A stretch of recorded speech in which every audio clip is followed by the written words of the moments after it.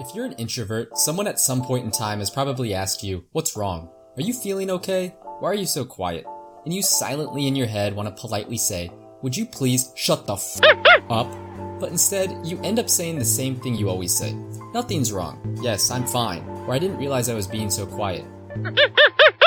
Hello everyone, Thought Monkey here. Today we'll be exploring the idea of why being an introvert is not as bad as all your teachers, the media, or friends make it out to be. The terms introvert and extrovert come from the Swiss psychologist Carl Jung, but our current understanding of the idea comes more from the German psychologist Hans Eysenck. The idea can be thought of as a spectrum.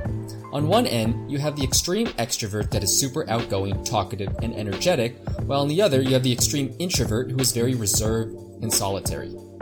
Most of us lie somewhere on the spectrum, and some of us even lie in the middle and would be considered an ambivert. Ambiverts get the best of both worlds and have been scientifically shown to be better salespeople than both extroverts and introverts. But that's beside the point. Some people mistake an introverted person as a shy person, but the two are actually unrelated. Shyness is a fear of social judgment, while introversion is simply how one responds to stimulation, whether social or not. Introverts simply feel more alive in quiet, low-key environments. Part of this has to do with science. First, all humans have something called an ascending reticular activating system, which is part of the brainstem that regulates how much stimulation we need to feel good. You see, your brain wants to feel good and needs a certain amount of stimulation in order to reach a happy point. While introverts already have a lot of stimulation going on in their brains, they don't need as much external stimulation to get to that happy point. The opposite is true of extroverts, who have less stimulation going on in their brains and thus need more external stimulation to reach that happy point. Second, our personality traits are somewhat linked to our genetics. There are studies that show that extroverts share 2 copies of one allele on our chromosomes that introverts lack. Third, brain scans of both show that introverts have a thicker frontal lobe than extroverts, which is linked to a tendency toward deep thought and planning over impulsive action, but they're also linked to anxiety and depression. Finally, in another study in which extroverts and introverts were asked to look at photos of people, the brains of extroverts responded more strongly when seeing groups of people in photos, implying that introverts don't need as much social connection to feel good. The book by Susan Cain, Quiet, The Power of Introverts in a World That Can't Stop Talking, explains how our society is structured for extroverts, and how that might limit the creative process of it. You see, Cain found that 1/3 to half of the population are introverts. But if you look at schools or the workplace, nearly all people are expected to work cooperatively in groups, and the leaders that emerge are generally the most outspoken and extroverted. And while this happens frequently, the research shows that introverts may be better leaders due to their careful and thoughtful consideration of ideas and their ability to allow those that they lead to feel more autonomous. Some introverted leaders in history include Abraham Lincoln, Gandhi, and Rosa Parks, to name a few.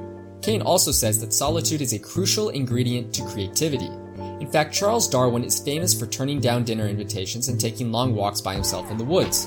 You can also see this in most world belief systems, where the likes of the Buddha, Jesus, and Muhammad all go off on a solo journey, find wisdom, and then return with a message. Kinda sounds like the hero's journey, huh?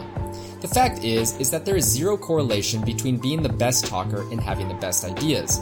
But our society is structured so that the best talker usually becomes the leader.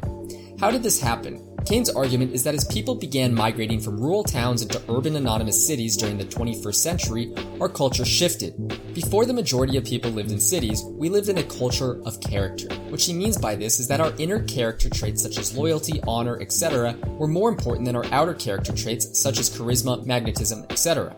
She demonstrates this by comparing the most popular self-help books of the 1800s with those of the 1900s, where early self-help books featured role models like Abraham Lincoln and other quiet men versus those written in the 1900s, during the time period she calls the culture of personality, that had titles like How to Win Friends and Influence People, which focused on charming those that you don't know.